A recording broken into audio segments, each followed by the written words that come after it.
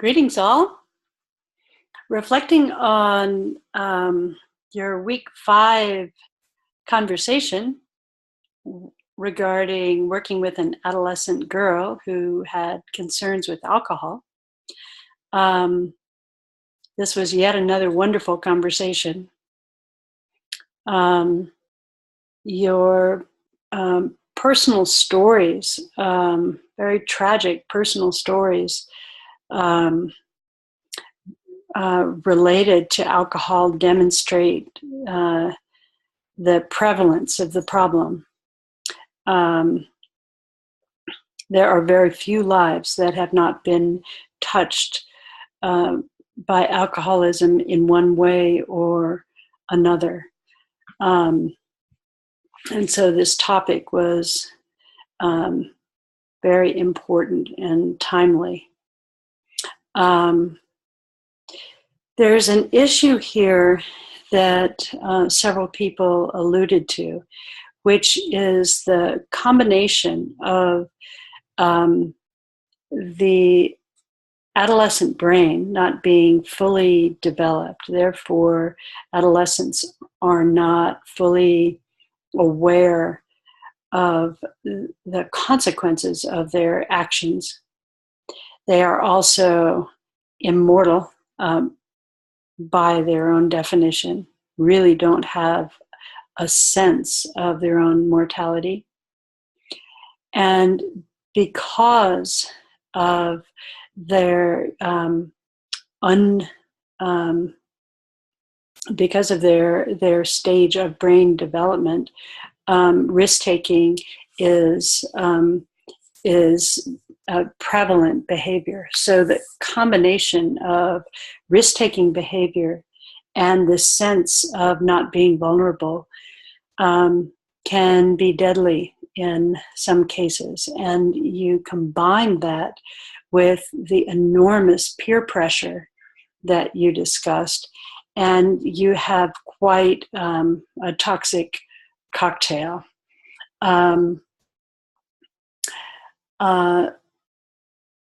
As Tanya pointed out, one of your 16-year-old clients described being an adolescent as being like having permanent stage fright, where you are constantly on display, being watched, judged, ridiculed, and never can just deal with how very hard being a teenager is. That social anxiety also exacerbates the challenge for adolescents. Tanya points out that a harm reduction approach is very helpful in this particular case, working on establishing safety first and drawing attention to things about the friend group, working on refusal skills. But what is paramount, and several of you mentioned this, what's paramount is keeping the relationship going and building and sustaining trust with the adolescent. And so Tanya's suggestion of a harm reduction approach makes perfect sense in that context. As Amber points out, it's very difficult for adolescents to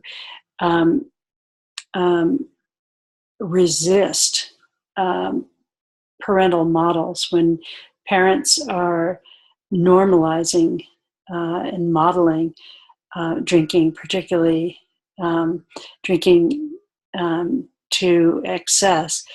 It's a very powerful model for adolescents and difficult for them not to emulate. Angie also points out most of the boys that you work with come from families that have drug and alcohol abuse issues. So it's very difficult to convince kids to think outside the box of the reality that they've always known. the the addiction scenario in that case is normal. And so it's very difficult for kids to really imagine that there is an alternative that makes sense, or even that what is normal to them is actually also harmful to them.